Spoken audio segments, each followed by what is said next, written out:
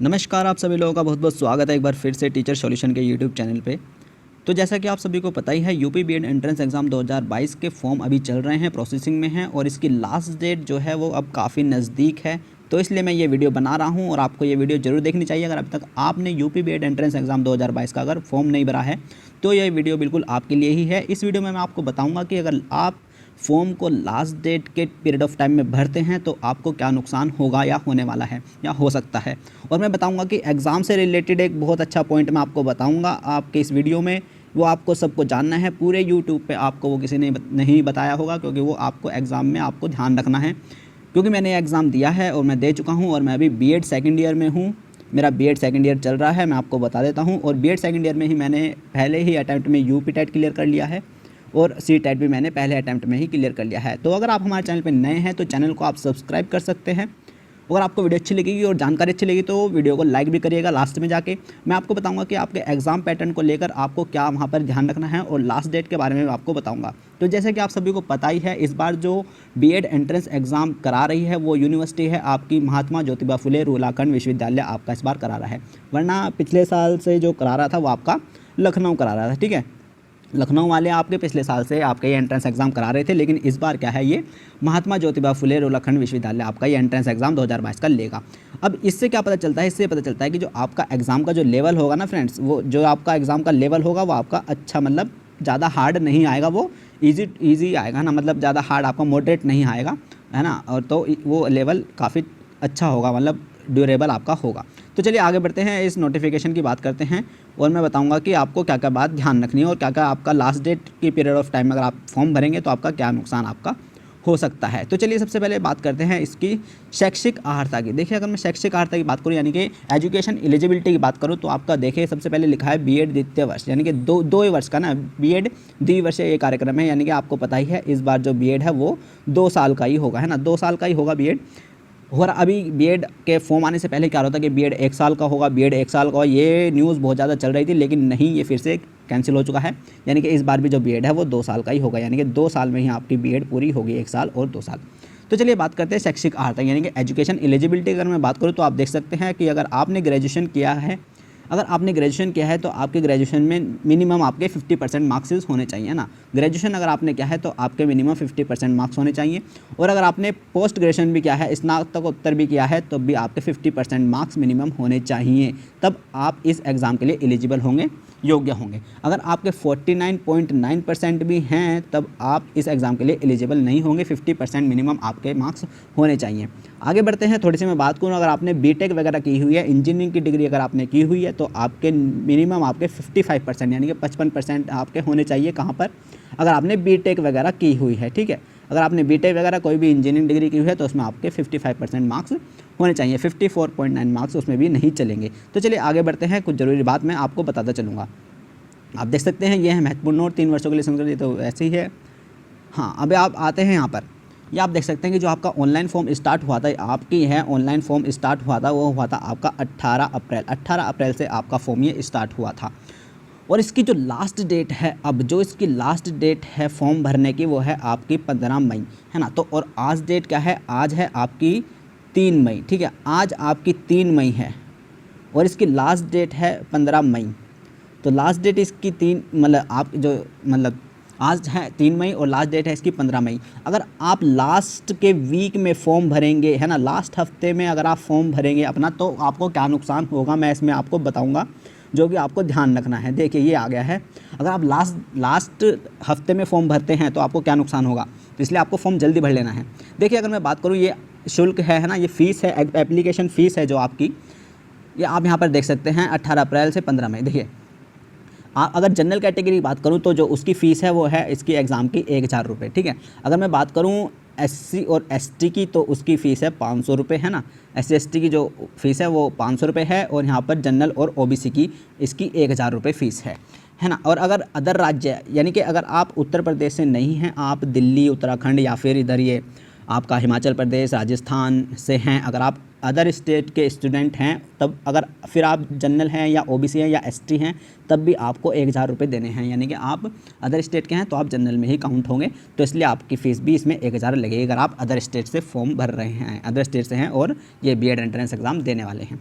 देखिए अगर आप भरते हैं, देखिए दिनांक है ना यहाँ पे लिखा है, देखिए अगर आप लास्ट डेट के टाइम पे अगर ये फॉर्म भरेंगे है ना, लास्ट डेट के पीरियड ऑफ टाइम में अगर आप फॉर्म भरेंगे तो जो हमारे जनरल और ओबीसी हैं उनकी जो फीस होगी वो बढ़ जाएगी, वो हो जाएगी आपकी 1600, 1000 से सीधा 1600 हो जाएगी अगर आप लास्ट के हफ्ते में आप फॉर्म भरेंगे। तो फॉर्म को आपको जल्दी से भरना है, मेरी वीडियो को आप देख रहे हैं तो आपको जाके फटाफट से फॉर्म भरना है अगर आपने अभी तक फॉर्म नहीं भरा है।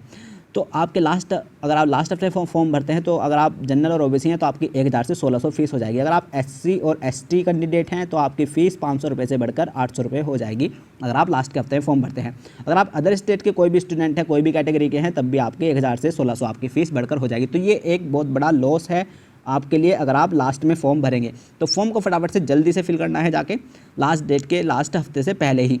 तो चलिए बात करते हैं आगे, मैं बात करता हूँ आपके एग्ज़ाम पैटर्न की। देखिए आपका जो ये होगा, आपका ये जो एग्ज़ाम होगा ये आपका ऑफलाइन होगा, ऑनलाइन नहीं होगा, ये भी मैं आपका डाउट क्लियर कर देता हूँ। अब फटाफट से हम बात करेंगे इसकी एग्ज़ाम पैटर्न की, फटाफट से आइए देखते हैं। ये आपका सारा भरने का है, सारा फॉर्मेट कि कैसे फॉर्म भरा जाएगा, किस किस का नाम डलेगा, ये आ गया आपका एग्ज़ाम पैटर्न। देखिए एग्ज़ाम पैटर्न की बात करते हैं।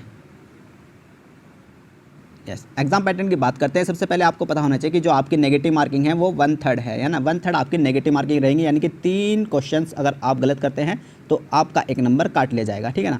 3 क्वेश्चन अगर आप गलत करते हैं तो आपका 1 नंबर काट लिया जाएगा, काफ़ी अच्छी नेगेटिव मार्किंग है ना। तो पेपर को काफ़ी ठीक से अटैम्प्ट करना है और अच्छे से अटैम्प्ट करना है, ज़्यादा तुक्के नहीं मारने हैं।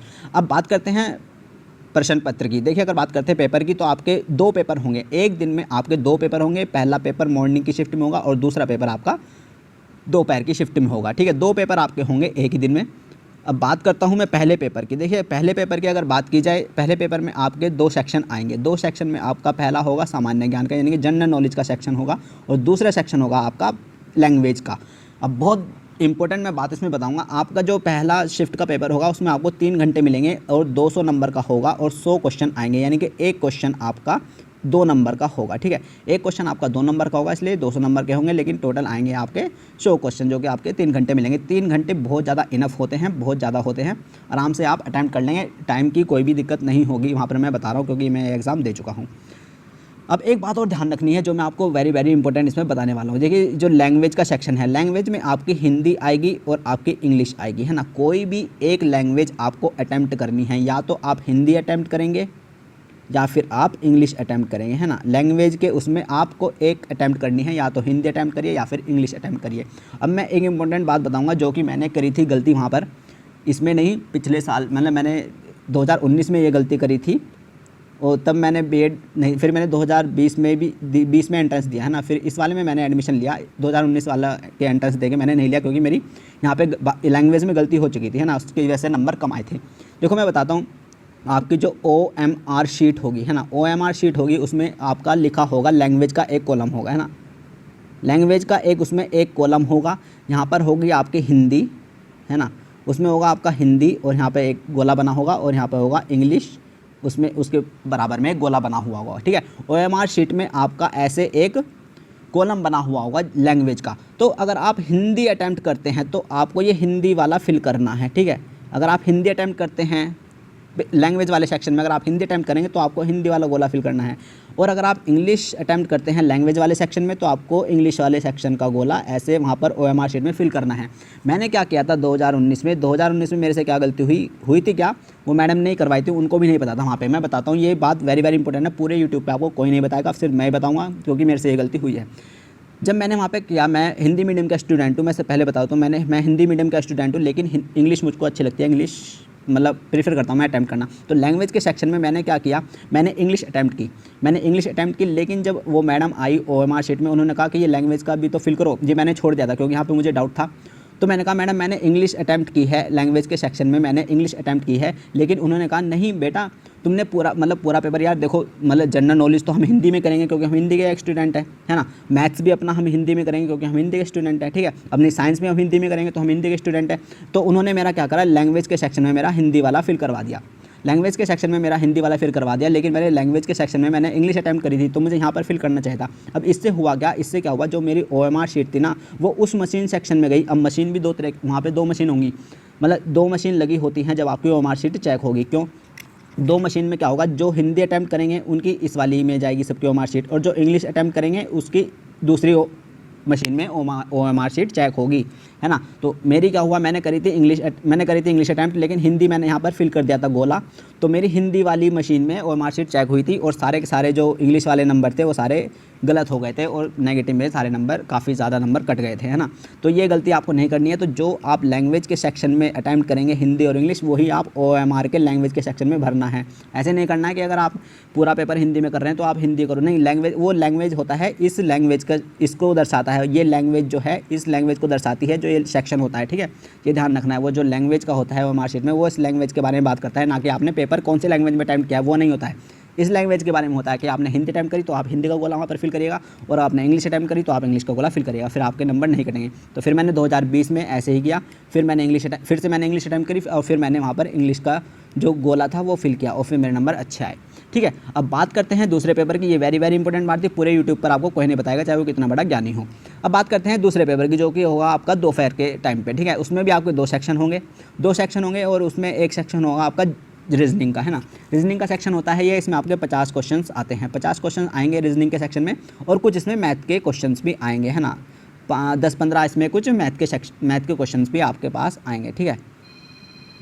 तो ये मैथ्स के क्वेश्चन आएंगे आपके पास, और वो जो मैथ के क्वेश्चंस होंगे वो काफ़ी इजी होंगे, है ना, ड्यूरेबल होंगे, वो काफ़ी इजी होंगे, उनको कोई भी कर लेगा, वो काफ़ी बेसिक वाले सवाल होते हैं, तो डरने वाली बात नहीं है। रीजनिंग के सेक्शन में आपके 10-15 मैथ के क्वेश्चन भी आपको देखने को मिलेंगे, है ना। और रीजनिंग का सेक्शन आपको पूरा करना है। इसके पेपर के लिए आपको फिर से 3 घंटे मिलेंगे, और ये भी 200 नंबर का होगा, यानी कि एक क्वेश्चन आपका इसमें भी 2 नंबर का होगा, और उसमें नेगेटिव मार्किंग भी होगी, वही 1/3। अब बात करते हैं दूसरे सेक्शन की। दूसरे सेक्शन में आपका वो आएगा जिस सब्जेक्ट से आपने ग्रेजुएशन की है ना। जिस सब्जेक्ट से आपने ग्रेजुएशन की है वो आपका आएगा। अगर आपने साइंस से ग्रेजुएशन की है तो आपके साइंस के क्वेश्चन आएंगे, अगर आपने कॉमर्स से की है तो कॉमर्स के आएंगे, एग्रीकल्चर से की है तो एग्रीकल्चर के आएंगे, और अगर आर्ट से की है तो आर्ट के क्वेश्चन आएंगे, ठीक है। तो ये था आपका पेपर पैटर्न। तो आपको मैंने बताया है इस वीडियो में, आपको लास्ट डेट में फॉर्म नहीं भरना है, लास्ट डेट से पहले ही, लास्ट हफ्ते से पहले ही आपको फॉर्म भरना है, वरना क्या होगा, आपकी फ़ीस इंक्रीज़ हो जाएगी, ठीक है। इस बात को ध्यान रखना है।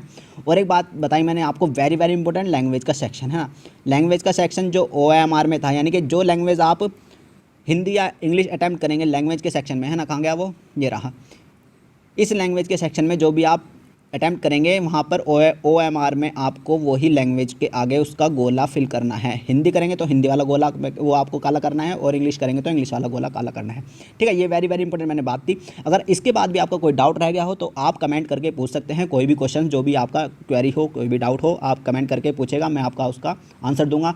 B.Ed फर्स्ट ईयर से रिलेटेड कोई क्वेश्चन हो, B.Ed सेकंड ईयर से रिलेटेड कोई क्वेश्चन हो, B.Ed एंट्रेंस एग्जाम से रिलेटेड आपका कोई भी क्वेश्चन हो, कोई भी डाउट हो, आप कमेंट करके पूछ सकते हैं।